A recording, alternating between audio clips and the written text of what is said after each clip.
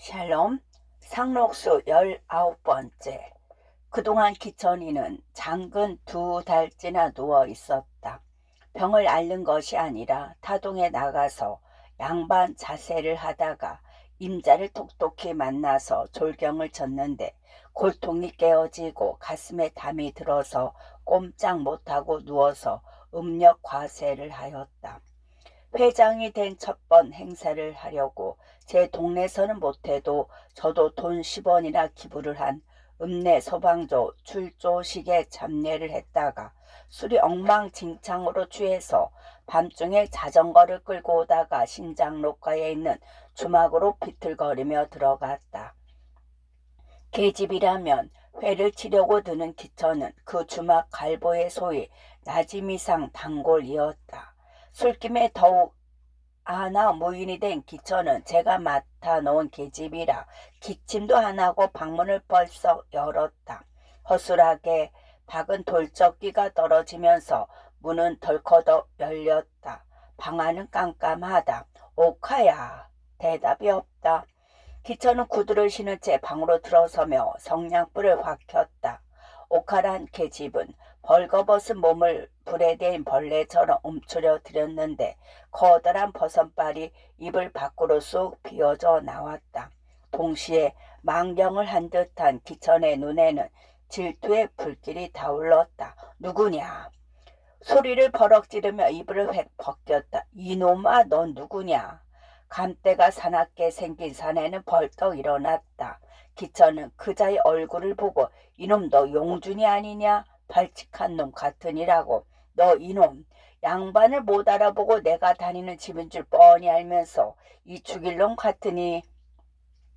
기천의 구두 발길은 대뜸 용준이라고 불리는 사내의 허구리를 걷어찼다. 그 다음 순간 기천의 눈에서는 번개불이 번쩍하였다.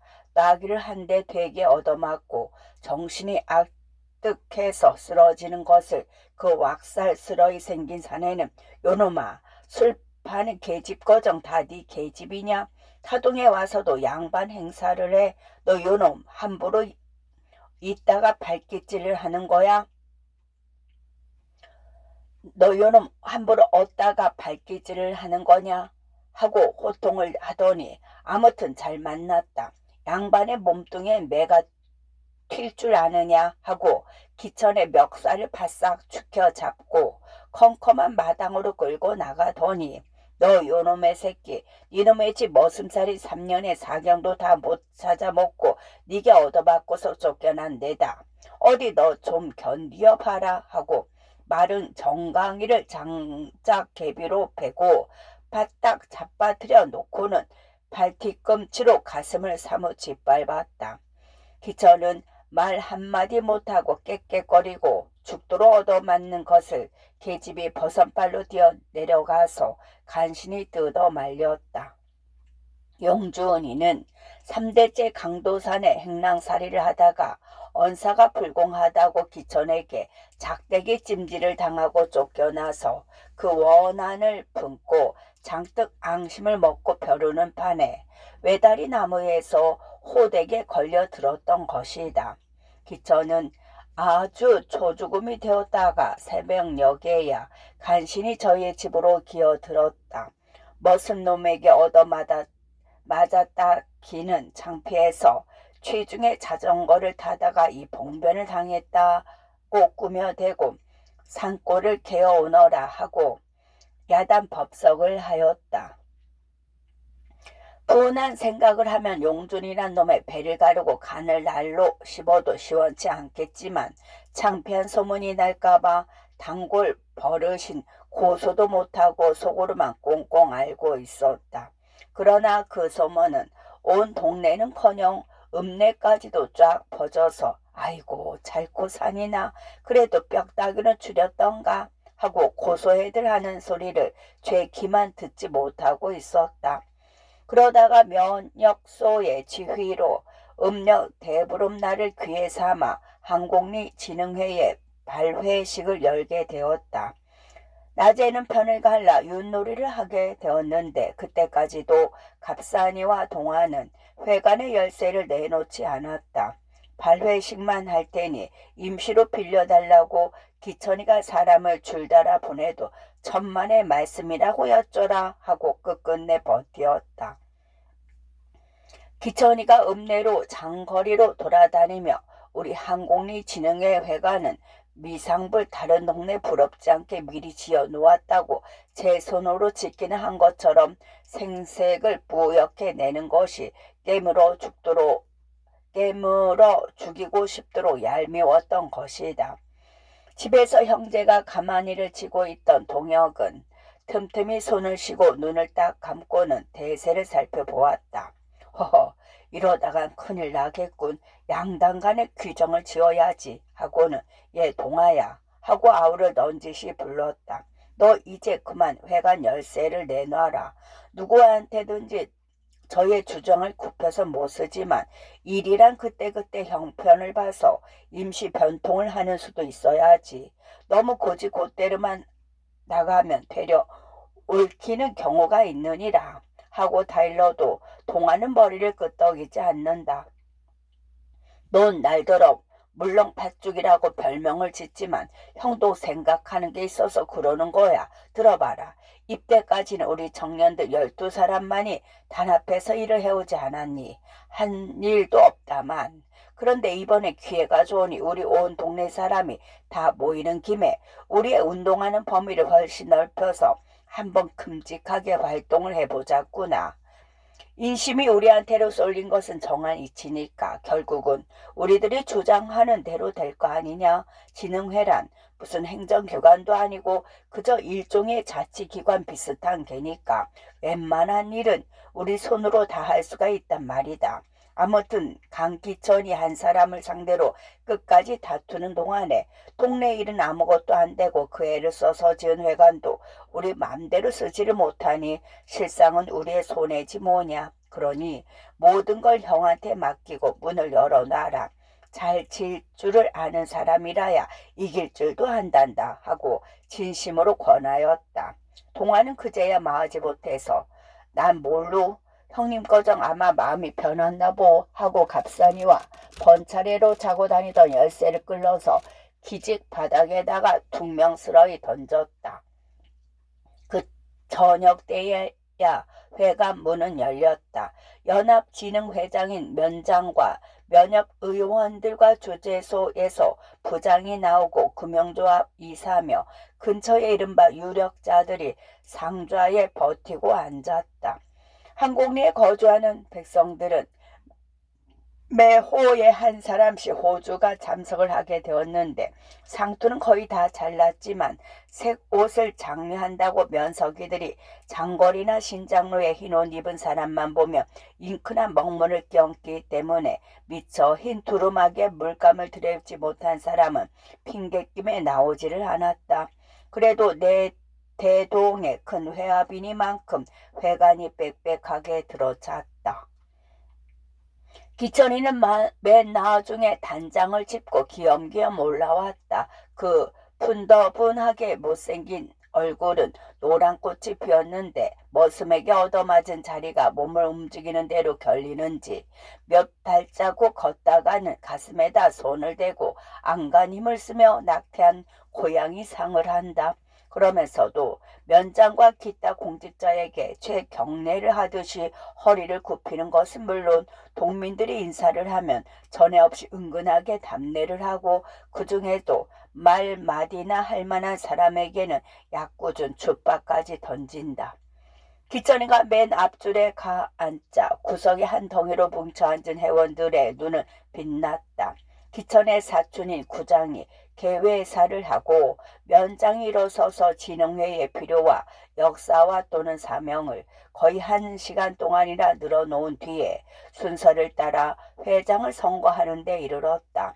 임시의장인 구장이 일어나서 지금부터 새로 창립된 우리 동네 진흥회를 대표할 회장을 선거하겠소. 물론 연령이라든지 이력이나 재산 같은 것을 보아 회장 될 만한 자격이 충분한 분을 선거할 줄 믿는 바이오 하고 저의 사촌형을 곁눈으로 흘겨보고 자, 그럼 간단하게 호명을 해서 것으로 결정을 하는 것이 어떻겠소?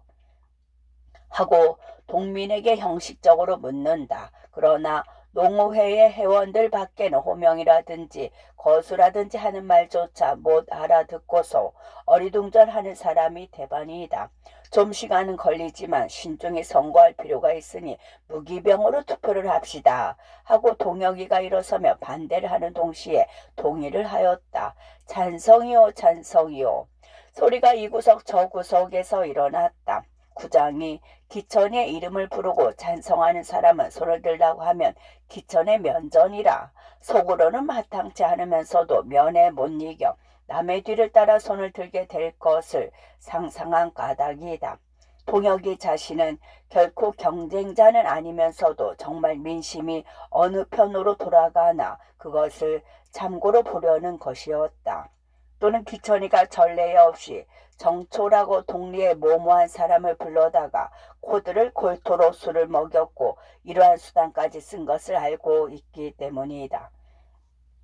이러한 수단이란 다른 것이 아니다. 바로 석 달 대목에 기천의 집에 20원을 주마해도 안판 큰 돼지가 새끼를 낳다가 연불에 빠져서 죽었다. 저희 집에서는 꺼림칙하다고 먹는 사람이 없고 장거리에 육지기를 불러다 발려니 죽은 고기라고 단돈 5원도 보려고 들지를 않는다. 기천은 큰 손해를 보아서 입맛은 썩어가는 고기를 처치할 것을 곰곰이 생각하던 끝에 묘안을 얻어 무릎을 탁 쳤다. 그날 저녁 동네에 60 이상 노인이 있는 집에는 묵은 지 이틀이나 되어서 검푸르게 빛변한 돼지고기 2근 혹은 3근씩이나 세찬이란 명목으로 배달되었다. 북어 한 꽤 못 사고 과세를 하는 그네들에게 무기명 투표를 하는데도 대필로 쓴 사람이 많았다. 여러 해 가르쳐서 항공리 아이들은 남녀를 물론하고 글자를 모르는 아이가 거의 하나도 없게 되었건만 어른들은 반수 이상이 개통 문에 제 이름을 쓴 것도 알아보지 못하는 까막 눈들이다. 매우 긴장된 공기 가운데 개표를 하게 되었다. 투표된 점수를 적어들고 이름을 부르는 구장의 손과 입은 함께 떨렸다.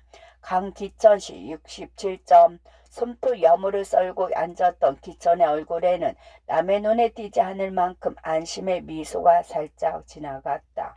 박동혁씨 38점 하고 나서 이 나머지는 몇 점씩 되지 않으니까 읽지 않겠소? 하고 구장은 목소리를 높여 투표한 사람들을 둘러보며 여러분의 추천으로 당면의 면협의원이요 금융조합 감사요 학교 비평의원인 강기천 씨가 절대 다수로 우리 항공리진흥회의 회장이 되었소이다 하고 선언을 하였다. 내빈들 측에서 박수 소리가 일어났다. 동혁은 의미 짙은 미소를 띠고 앉아서 박수하는 광경을 바라보는데 반대요. 썩은 돼지고기가 투표를 한 게요. 암만 투표가 많아도 그건 무효요. 협잡이 있어. 동아와 정등이가 번차례로 일어서며 얼굴이 시뻘겋게 가지고 고함을 지른다. 회관에 가득 찬 사람들의 시선은 농회원들이 몰려 앉은 대로 쏠렸다. 기천도 그 편을 힐끔 들여다보는데 동혁은 어느 틈에 아우의 곁으로 갔다. 동아는 눈을 부릅뜨고 더 한층 흥분이 되어서 아무리 우리 동네에 사람이 귀하기로서 고리 대금업자가 아니면 회장감이 없단 말이오. 주막거리 갈보년하고 상관을 하다가 멋은 놈한테 하고 소리를 버럭버럭 지르다가 형에게 입을 틀려 막힌 듯해서 말끝을 맺지 못하고 주저앉는다. 동혁은 아우의 내두르는 팔을 잡아 누르고 무엇라고 귓속말을 하다가 손목을 잡고 밖으로 끌어냈다. 동아는 뻗땡기다 못해 끌려나가면서도 너 이놈 어디 회장 노릇을 해먹나 두고 보자. 이건 우리 회관이다. 피땀을 흘리며 지은 집이야. 하고 고래고래 지르는 소리를 들리는 대로 머리를 떨어뜨리고 앉은 기천의 얼굴은 노래졌다 하얘졌다 한다. 장내는 수선하고 살기가 떠도는데 구장은 여러분 조용하시오. 성치 못한 사람의 말을 탓할 게 없소이다 하고 내빈들이 긴장된 얼굴을 둘러보며 연방 허리를 굽힌다. 동혁은 갑산이와 정득이를 불러내어 이 사람들아 혈기를 부릴 자리가 아니야. 어서 나가서 동화가 또 못 들어오게 붙들고 있게 하고 엄중히 명령을 한 뒤에 다시 회관으로 들어갔다. 기천은 여러 사람에게 눈총을 맞아서 얼굴 가죽이 따가운 듯 고개를 수그리고 있다가 발딱 일어서더니 원 동네 미친놈이 있어서 창피해 견딜 수가 있어야지 하고 중얼거리다가 몸이 불편해서 먼저 실례합니다 하고 내빈석을 바라보고 나를 좀 붙들어 달라는 듯이 허리를 굽히고는 앞에 앉은 사람을 떠다 밀며 나간다. 아 어딜 가세요? 교상 한성생 강성생 왜 이러시오? 어서 이리 와 앉으시오. 주책 없는 젊은 것들이 함부로 짓거리는 말을 관계할 겨 있소? 하고 면장과 구장은 기천의 소매를 끌어들인다. 기천은 내가 이까지 진흥회장을 하고 싶대소. 불러다 앉혀놓고 욕을 베니 원 그런 발칙한 놈들이 하고 한사코 뿌리치는 채 하는 것을 자 두말 마루 지금부터 교상이 회장이 됐으니 여원들이나 선거를 하시오 하고 면장은 명령하듯 하고 회장석에다 기천을 앉혔다. 기천은 마하지 못해서 붙들려 들어온 채만 서도 독을 못 이겨 새근새근한다. 동혁이도 억지로 흥분을 가라앉히며 기천에 하는 꼴을 바라다 보았다. 유력한 변의 지지로 기천은 몇 번 사양하다가 못 이기는 채 하고 회장의 자리에 나갔다. 에헴 에헴 하고 밭은 기침 소리를 염소라고 별명을 듣는 저희 아버지의 목소리와 똑같다. 본인이 박학천식임은 불구하고 회장의 책임을 맡게 된 것은 여러 동민이 차별이 애호해 주는 덕택인 줄 아고 굳이 사퇴하는 것은 도리어 여러분의 호의를 어기는 것 같아서 부득이 이 자리에 나오게 된 것이요. 미력 하나마 앞으로는 관청에서 지도하시는 대로 우리 농촌의 진흥을 위해서 전력하겠으니 여러분도 한마음 한뜻으로 나아가 주기를 바라는 바요. 새로운 회장이 인사를 베푼 후 금융조와 이사며 군서기와 기타 내빈들의 이러니만큼 저러니만큼씩의 형식적인 축사가 끝났다. 여권 선거에 들어가 동혁은 차점인 관계로 부회장 겸 서기로 지명이 되었다. 그러나 동혁은 나이가 젊고 강씨처럼 재산도 없을 뿐 아니라 아무 이력도 없다는 이유를 내세워 끝까지 사퇴를 하였다. 서기가 되는 것만 하더라도 이 회관을 같이 지은 농우회의 회원 12명을 전부 여권으로 뽑아주지 않으면 나 홀로 중요한 책임을 맡을 수가 없다고 끝까지 고집을 해서 기어이 농우회 회원들이 실질로 일을 할 여권의 대다수를 점령하게 되었다. 오직 동화가 여권이 되는 것만은 회장과 구장이 극력으로 반대하여서 보류하기로 되었고 늙은 축에는 교풍 부장 같은 직함을 떼어 맡겼다. 회가 흐지부지 끝이 날 무렵에 동혁은 서기석에서 천천히 일어섰다. 회원들의 박수 소리가 일제히 일어났다.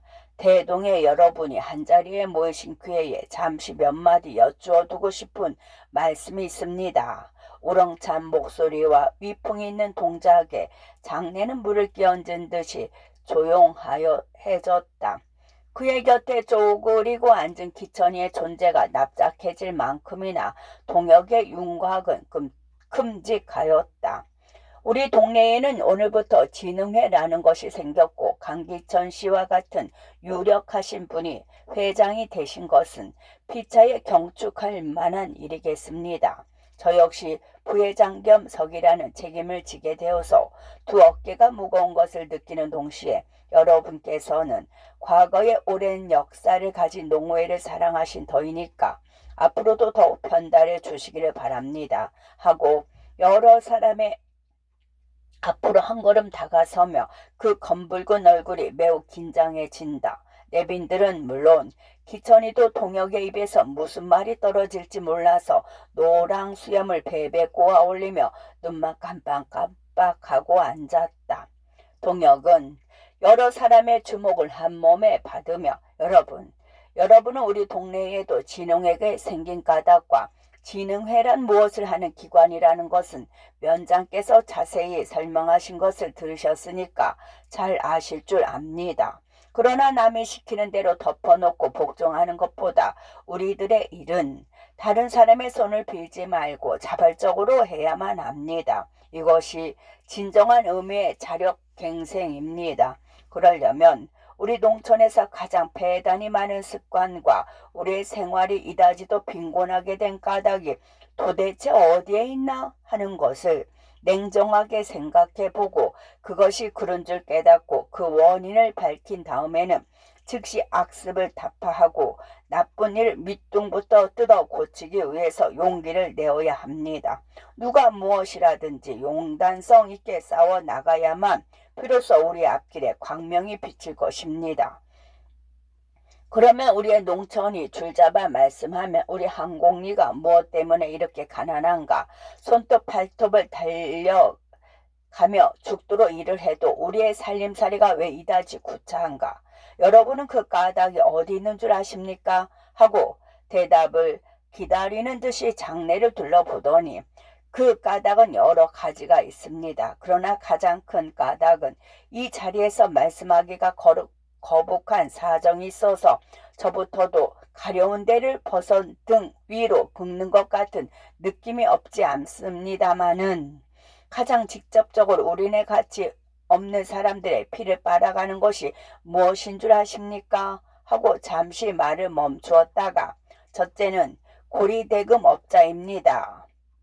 여러 사람의 시선은 말끔 새로운 회장의 얼굴로 쏠렸다. 옳소. 그것은 갑산의 목소리였다. 저녁 때가 되니까 창밖에는 바람이 일어 불김이 없는 회가 나는 냉기가 돌건만 누구 하나 주어하는 눈치가 보이지 않는다.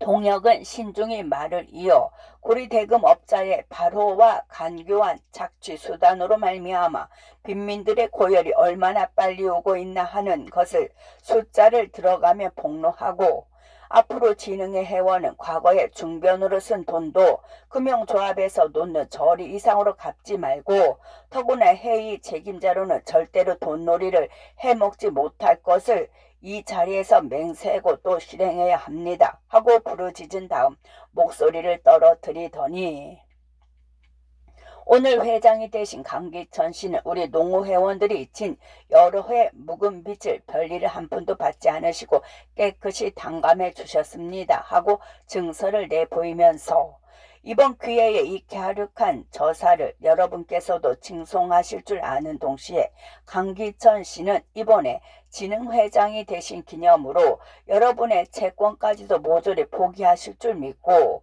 조금도 의심치 않는 바입니다. 하고는 슬쩍 기천을 흘겨본다. 이번에는 산병전을 하듯이 여기저기 끼어앉은 회원들이 마루청을 구르며 손뼉을 쳤다. 기천은 여러 사람을 바라볼 용기가 없는 듯이 실눈을 감고 아래 입술만 차근차근 깨물고 앉았다. 팔짱을 꼈다. 손을 옆구리에 찔렀다 하는 것을 보면 앉은 자리가 방석 같은 모양이나 체명상 퇴석하지 못하는 눈치이다. 동혁은 마을에 점점 열을 띠며 고리대금과 다름이 없는 장리뼈를 놓아먹는 악습까지 타파하라고 강도사 집과 그 밖에 구장과 같은 벼섬이나 앞세우고 사는 사람들에게 역시 세밀한 통계를 뽑은 것을 읽으며 경고를 하였다. 그 중에는 행전에다 대님을 친 것만큼이나 캥겨서 슬금슬금 꽁무니 빼는 것을 보고 동혁은 꾸짖듯이 안직 회가 끝나지 않았으다. 이것은 우리같이 없는 사람들의 생사가 달렸다고 해도 가원이 아닌 문제인데 무단히 퇴장하는 사람이 누굽니까? 하고 회관안이 쩌렁쩌렁 울리도록 소리를 질렀다. 그 바람에 담배를 태우는 채하다가 다시 들어오는 사람은 모두 양반 행사를 하는 갓쟁이들이다. 기천은 날도 저물고 하니 말을 간단히 하라고 주의를 시키려다가 동혁에게 구박을 맞을까봐 내밀었던 고개를 움찔하고 들어갔다. 실상인즉 기천이가 진흥회장을 보느라고 가진 수단을 다 쓴 것은 그것이 무슨 명정감이나 되는 듯이 명예심이 발동한 까닭도 있거니와 그보다는 취리와 장리를 놓는데 편의를 얻고 진흥회장이라면 무슨 권세가 대단한 벼슬로 여기는 백성들에게 위엄을 부려 재산을 누리는 간접적 효과를 얻어보려는 계획이다. 그러던 것이 관공리들과 농민들의 눈앞에서 동역의 입으로 구린 미천이 드러나고 여러 사람의 결의에 복종하지 않을 수도 없는 처지를 당하고 보니 참말로 입맛이 솥에 같았다. 그 눈치를 모를 리 없는 동역은 할 말은 다 해버리고 말 테다 하고 시꺼먼 눈동자를 굴리더니 또 한 가지 중요한 것이 있습니다.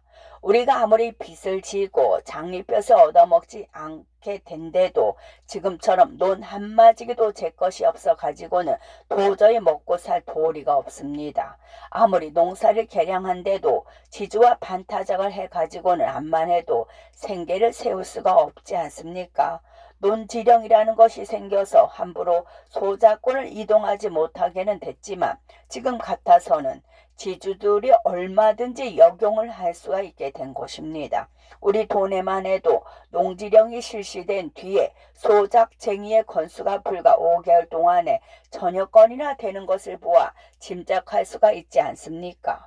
그러니까 지주나 소작인이 함께 살려면 적어도 한 10년 동안은 소작권을 이동시키지 말고 금년에 받은 석수로 따져서 도지로 내맡길 것 같으면 누구나 제 수입을 위해서 나농을 할 사람이 없을 겁니다. 이만한 근본책을 실행하지 못하면 농촌진흥이니 자력갱생이니 하는 것은 모두 헛문서에 지나지 못합니다 하고 주먹으로 테이블을 탁 치고는 이 밖에 우리 남쪽 조선에 밖에 없는 양반과 쌍놈을 구별하는 캐캐묵은 습관과 관원 상제의 비용을 전략할 것 등 하고 싶은 말씀이 많습니다마는 한꺼번에 실행하기 어려운 문제일 것 같아서 그것은 뒤로 미루겠습니다 하고 후일을 기약한 후 탄에서 내려섰다. 밤은 자정이 넘은 지도 오래다. 초저녁에는 여기저기 머슴 사랑해서 으히 뭐다 에이키 거리다 하고 미친놈이 생침을 맞은 듯한 소리를 지르며 장장윷을 노느라고 떠들썩하더니 밤이 이슥해지며 한 집 두 집 불이 꺼지고 지금은 큰 마을편에서 개 짖는 소리만 이따금 컹컹컹 들릴 뿐. 날은 초저녁보다 강강한 대사랑눈이 쌀쌀하게 뿌리기 시작한다. 외관 앞에 심은 전나무, 동청나무의 잎사귀는 점점 백발이 되어 간다. 대보름달은 구름 속에 잠겨 언저리 많이 흐릿한데 그 사이로 유난히 붉은 빛이 도는 별 서넛은 보초봉의 눈초리처럼 날카로이 땅 위에 깊이 든 눈밤을 감시하는 듯. 새로운 간판이 걸린 회관 근처는 인가와 멀리 떨어져서 무섭도록 괴괴한데 위아래가 시커먼 사람이 성큼성큼 올라온다. 장성이 세지 못한 사람이 마주쳤다가는 에구머니 하고 소리를 지를지도 모른다. 시커먼 사나이는 눈 위에 길다란 그림자를 이끌고 올라오다가 우뚝 서서 좌우를 둘러보고 인기척이 없는 것을 살피고서야 다름질을 해서 올라간다. 길다란 그림자는 휘적한 회관 뒤로 돌아갔다. 조금 있자 난데없는 불이 확 켜지더니 그 불덩어리는 도깨비 불처럼 잠시 왔다 갔다 하다가 새빨간 불꽃이 뱀의 혀끝처럼 날링거리며 추녀 끝으로 치불어 오른다. 그때다. 검은 그림자가 올라오던 길로 조금 더 큰 시꺼먼 그림자가 손살같이 쥐닿는다. 회관 뒷곁에서 큰 그림자는 작은 그림자를 꽉 붙잡았다. 너 이게 무슨 짓이냐? 형은 아우의 손목을 잡았다. 서기에 담근 손 방망이에 불을 붙여 추녀 끝에다 대고 있던 동안은 불빛에 머리끝이 쭈뼛하도록 무섭게 부르던 형의 눈을 힐끔 쳐다보았다. 이까진 놈의 집 뒀다 뭘 하오? 그의 입에서는 술 냄새가 훅 끼쳤다. 이리 내놔. 이리 내라.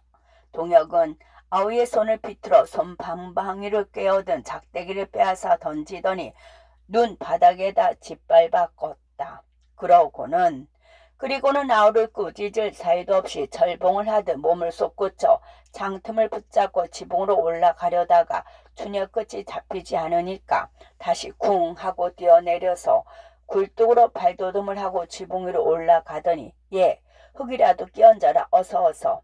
동혁은 나직이 호통을 하며 새 지막이 속으로 불이 당긴 불을 사뭇 손으로 몸뚱이로 비벼서 간신히 껐다. 그동안 동혁의 동작은 비호같이 날래었다. 풀야 소리를 지르거나 샘으로 물을 풀어 간다든지 해서 소동을 일으킬 것 같으면 아우가 방화범이 되어 잡혀갈 것이 아닌가. 조저녁 강도사 집 마당에서 젊은 사람들이 편윷을 놀았었다.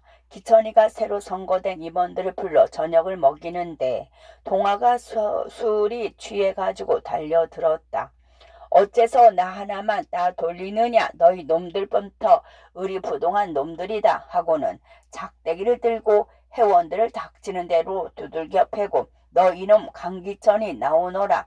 니깟 놈이 회장이 되면 난 도지사 노릇을 하겠다. 너 요놈 땀 한 방울 안 흘리고 우리 회관을 빼앗아들어 하고 소리를 벼를력같이 지르며 사랑으로 뛰어드는 것을 동혁이와 정득이 갑산이가 간신히 붙들어다가 집으로 끌고 가서 눕혔었다. 동화는 미친 사람처럼 날뛰는 바람에 윷놀이판은 흐지부지 흩어지고 겁이 나서 안방으로 피해 들어갔던 기천은 동화가 끌려간 뒤에야 나와서 그렇게 양반을 못 알아보고 폭행을 하는 놈은 한 10년 징역을 시켜야 한다고 이빨을 뽀드덕 갈며 벼렸다. 동혁은 어찌나 속이 상하는지 아우를 퍽퍽 두들겨주고 싶었다. 그러면서도 한편으로는 아우의 정열과 혈기를 사랑하는 터이라 일찌감치 집으로 돌아와서 어서 자거라. 과거집 숙회 모양으로 돌아댕기며 일만 저지르지 말고 넌 술 때문에 그 코를 한번 다치고야 말리라 하고 곁에 누워서 이 생각 저 생각을 하던 끝에 떠나기 전에 꼭 한번 만나야겠는데 하고 영신의 생각을 하다가 잠이 어렴풋이 들었었다. 그러다가 자는 채 하던 동화가 슬그머니 빠져나간 것을 헛간에서 덜거덕거리는 소리를 알고 깜짝 놀라 뛰어나가서 뒤를 밟았던 것이다. 동혁은 온통 검정투성이가 되어 쓰근거리며 얘 누가 알았다간 큰일 난다 하고 쉬쉬하며 아우의 손목을 잡아 끌고 내려오는데 뜻밖의 등 뒤에서 거기서 뭣들을 하셔요 하는 소리가 들렸다. 형제는 머리끝이 쭈뼛해서 멈칫하고 서지 않을 수 없었다. 그것은 석돌의 목소리인 것이 틀림없었다. 영신은 조선을 떠나기 전날까지 동혁을 기다렸다. 눈이 까맣게 기다리다 못해 반신욕까지 붙여서 전보를 쳤다. 그래도 아무 회답이 없어서 이거 무슨 일이 단단히 생겼나 보다 하고 짐을 철도편으로 붙이고 빈몸으로 항공리를 향하여 떠났다. 동혁을 만나보지 않고는 떠날 수가 없었고 또는 두 사람의 장래에 관한 일도 충분히 상의해서 이번에는 아주 악휘를 지고 떠나려 함이었다. 영신은 허위 단신으로 두 번째 제3의 고향을 찾아왔으나 동혁의 형제와 건배는 물론 의형제를 맺었던 건배의 아내까지도 없어졌다. 집에만 없는 것이 아니라 온 동네가 텅 빈 듯 그네들의 그림자조차 찾을 수가 없었다. 동혁의 어머니는 아이고 이게 누구요? 하고 영신의 손을 잡고 과부가 된 며느리를 맞아들인 듯 하는데 말보다 눈물이 앞을 선다. 아니 다들 어디 갔습니까? 영신은 부지중 노인의 소매를 끌어당겼다. 그겐 읍내로 잡혀갔다오. 잡혀갔다뇨? 영신은 목소리뿐 아니라 몸까지 오돌오돌 떨렸다. 그 심술패기 동아란 녀석이 회관집에 불을 지르다가 형한테 들켜서 그날 밤으로 어디론가 도망을 갔는데 아 그래서요? 그 다음날 경찰서에서 어떻게 알았는지 동아를 잡으려고 순사 형사가 쏟아져 나왔구려. 그럼 큰 자제는요?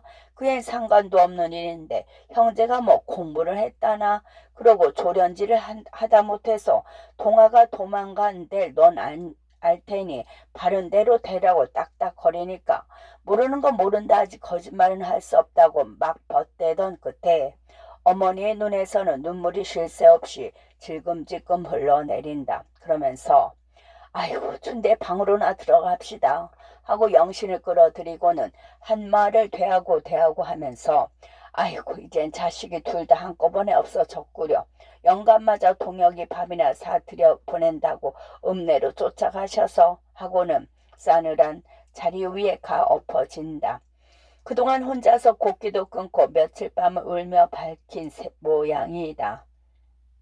영신은 아래 입술을 꼭 깨문 채 가엾은 노인을 위로해 줄 말 한마디도 나오지 않았다. 남을 위로해 줄 마음의 여유가 없다느니보다는 제가 먼저 방바닥이라도 탕탕 치며 실컷 울고나 싶은 것을 억지로 참느라고 꽁꽁 안간힘을 썼다. 실망과 낙담을 한 끝에 영신이도 윗목에가 쓰러졌다. 황호는 자취 없이 도단집 속까지 스며드는데 주인을 잃은 돼지가 우리간에서 꿀꿀거리는 소리만 들린다. 얼마 있자 읍내로 동혁의 소식을 알리고 갔던 정득이와 갑산이가 찾아와서 영신은 그들에게서 그동안의 자세한 경과를 듣고 궁금증만은 풀 수가 있었다. 그들의 말을 모아보면 윷을 놀고 오다가 동아가 회관에 불을 놓는 것을 목도한 석돌이는 동혁의 단단한 부탁도 듣지 않고 전화통의 본색을 발휘하느냐고 그 길로 기천을 찾아가서 제 눈으로 본 것을 철저히 고해 바쳤다. 기천은 귀가 반짝 뛰어서 옳다구나. 인제도 이놈. 하고 이튿날 허난이 동이 들 무렵에 편지를 써서 머슴에게 자전거를 내줘 읍내에 급보를 하였다. 저녁 때에 중대 사건이나 난 듯이 자동차를 몰아온 경관대는 추녀가 불에 그슬린 회관을 임검한 뒤에 동혁과 농회원들의 집을 엄밀히 뒤졌다. 동시에 눈에 핏줄을 세워가지고 방화범을 찾다가 네가 어디다가 숨겨뒀거나 도망을 시킨 게 아니냐 하고 종주먹을 대어도 동혁은 백판 모르는 일을 안다고 할 수는 없소 하고 끝끝내 강경히 버티다가 기어이 검거를 당해서 증인인 석돌이와 함께 읍내로 끌려갔는데 다른 회원들도 날마다 하나 둘씩 호출을 당한다는 것이었다. 영신은 저도 함께 겪은 것처럼 모든 것을 짐작할 수 있었다. 가뜩이나 파리한 몸에 피가 졸아붙는 듯한 고민의 하룻밤을 밝았다. 아침 뒤에 영신은 동혁의 어머니를 위로해주고 읍내를 향하여 떠났다. 하늘은 짙은 잿빛으로 잔뜩 찌푸리고 비와 눈을 섞은 바람은 신장로 위를 쌩쌩 싱싱 불어 숨이 탁탁 막힌다. 퇴원한 뒤로 조섭도 변변히 하지 못한 사람이 40리길을 내쳐 걷기는 참으로 어려운 노릇이었다. 그러나 영신은 한시 앞이 동혁을 만나보고 싶은 생각에 마음이 죄어서 그런지 의외로 걸음이 빨리 걸렸다. 그러나 돌불에 무심코 발끝에 채여 아랫배가 울리고 수술한 자리가 당겨서 한참씩 움켜쥐고 섰다가 다시 걷기를 몇 번이나 하였다. 경찰서에서는 동혁의 면회를 시켜주지 않았다. 졸라서 들을 일도 아니지만 사법계에서는 고동계로 밀고 고동계에서는 사법계에서 관계한 사건이니까 우리는 모른다고 딱 잡아떼어서 가슴속에 첩첩이 쌓인 만단 설화를 어디다가 호소해야 할지 차디찬 마룻바닥에 몸부림이라도 치고 싶었다. 영신은 하도 망단에서 이방 저방으로 풀이 죽은 걸음걸이로 드나들다가 이제는 억지를 쓰는 수밖에 도리가 없다 하고 마음을 단단히 먹은 후 다시 고동계실로 쑥 들어갔다. 겉으로는 방화 사건이나 동혁은 고동계에서 취주를 받는 듯한 낌새를 형사들의 눈치를 보아서 짐작할 수가 있었던 것이다. 영신은 주임의 책상 앞에 가 버티고 앉아서 난 그 박동혁이란 사람하고 약혼은 한 사람인데요. 이번에 멀리 떠나게 돼서 단 몇 분 동안이라도 꼭 만나야겠어요 하고는 사뭇대를 썼다. 이마와 양미간이 좁다랗고 몹시 신경질로 생긴 경부보는 안경 너머로 영신을 노려보며 한 번 안 된다면 그만이지 무슨 여러 말이야. 여기가 어딘 줄 아는가 하고 소리를 버럭 지르며 부하를 시켜 당장 내쫓을 듯한 형세를 보인다. 그래도 영신은 여보쇼, 당신도 인정이 있거든. 남의 일이라도 좀 동정을 해주구려 하고는 듣든 말든 그동안에 제가 다 죽게 된 것을 그 사람이 살려주었다는 것과 두 사람의 장래에 가장 중요한 일을 의논하지 않고는 떠날 수가 없다는 사정을 쫙 쏟아 놓았다. 주임은 눈을 깜빡깜빡하고 있다가 우르사이 온나다나 귀찮은 여자를 다보겠다 하고 상을 찡그리며 일어서더니 무엇을 생각했는지 이리 나오라고 해서 영신을 밖으로 불러내었다. 옳지, 인제 면회를 시켜주려나 보다 하고 영신은 우선 가슴에 설레는 것을 진정시키고 주임의 뒤를 따랐다. 그러나 영신이가 끌려 들어간 곳은 햇빛도 새어 들어오지 않는 음침한 조그만 방인데 무시무시한 기구가 놓인 것을 보아 취조실인 것이 틀림없었다. 주임은 묻는 대로 모든 것을 속이지 않고 철저히 되면 면회를 시켜주겠다고 달래기도 하고 위협도 해가면서 동혁이와의 관계며 어떻게 연락을 취해가지고 무슨 일을 해온 것까지 위주할 고주할 개어 묻는다. 배에 휘둘리고 먼 길을 걸어와서 두세 시간이나 뜻밖의 취조를 받기는 실로 참기 어려운 고통이었다. 그러나 영신은 흥분하는 것이 불리할 줄 알고 될 수 있는 대로 냉정히 대답을 하면서도 단순히 방화 범인을 숨겼다는 것이 아니고 무슨 다른 사건이 있는 줄로 지레 짐작을 하고서 이러는 게 아닐까, 이번 기회에 생트집이라도 잡으려는 게 아닐까 하니 말대답하기가 여간 조심스럽지가 않았다. 마주 앉은 사람의 얼굴이 보이지 않을 만큼이나 어두운 뒤에야 취조가 끝이 났다. 주임은 그제야 그럼 면회는 내일 아침에 시켜주지 하고 한마디 던지고 나가버렸다. 기름이 졸아붙은 난포불을 돋워가며 밤을 이루지 못하는 겨울밤은 길기도 길었다. 일부러 경찰서와 담 하나를 사이에 둔 여관에 들어서 동혁의 괴로이 내쉬는 입김이 유치장의 절장을 세어 저의 폐 속까지 스며드는 듯 영신의 솜같이 풀어진 온몸의 세포는 눈에 보이지도 않은 액체로 스스로 녹아버리는 듯하다. 정갈래 망갈래로 흐트러지는 심사를 주어 모을 길 없어서 잠이나 억지로 들어보려고 미지근한 방바닥에 늘어지면 마룻바닥에 얄짤한 담요 한 자락을 뒤집어 쓰고 새우잠을 자는 사랑하는 사람의 눈앞에 어른거린다. 온돌에 누웠기가 몸이 근지럽도록 미안쩍은 생각이 들어서 영신은 다시 일어나 앉기도 몇 번이나 하였다. 따뜻한 노자에서 사식이라도 차입할 생각을 하다가 저 새벽녘에야 간신히 눈을 붙이려는데 주정꾼들이 바로 옆방과 문간방으로 우르르 몰려 들어왔다. 수작하는 것이 군청패나 경찰서 축 같은데 계집을 하나씩 끼고 와서 주잡한 소리를 하며 너드러대어서 간신히 청한 잠을 또다시 놓쳐버렸다. 뒤숭숭한 꿈자리에서 눈을 떠보니 어느덧 날이 밝았다. 영신은 잔입으로 출근 시간이 되기를 기다려 경찰서로 갔다. 취주를 해보니 사실 별일은 없는데 언지를 잡힌 터이라 고동계 주임은 마지못해서 면회를 허락하였다. 취조실 문이 열리는 소리에 바짝바짝 졸이고 있던 영신의 가슴은 달칵 내려앉았다. 옷구름을 떼어버린 손바지 저고리를 비준하게 입고 떡 들어서는 동혁이 그 얼굴에는 반가운 웃음이 가득 찼다.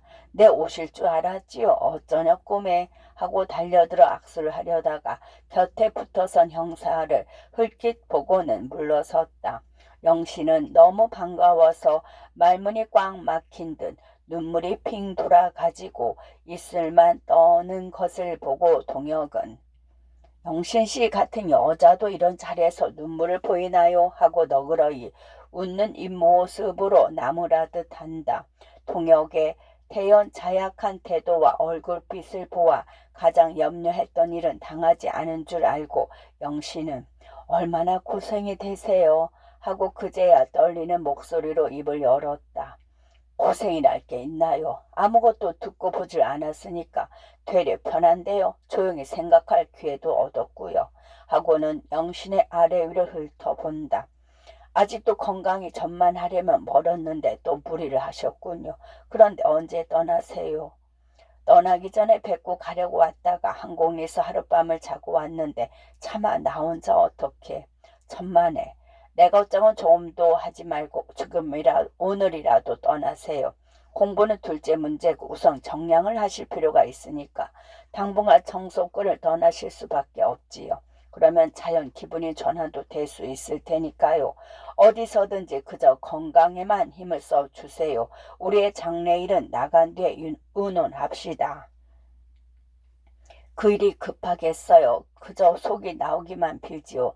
나 때문에 너무 염려하지 말아주세요. 힘 잘하는 데까지는 조섭을 할 테니까요. 그렇지만 또 어느 때나 만나게 될지.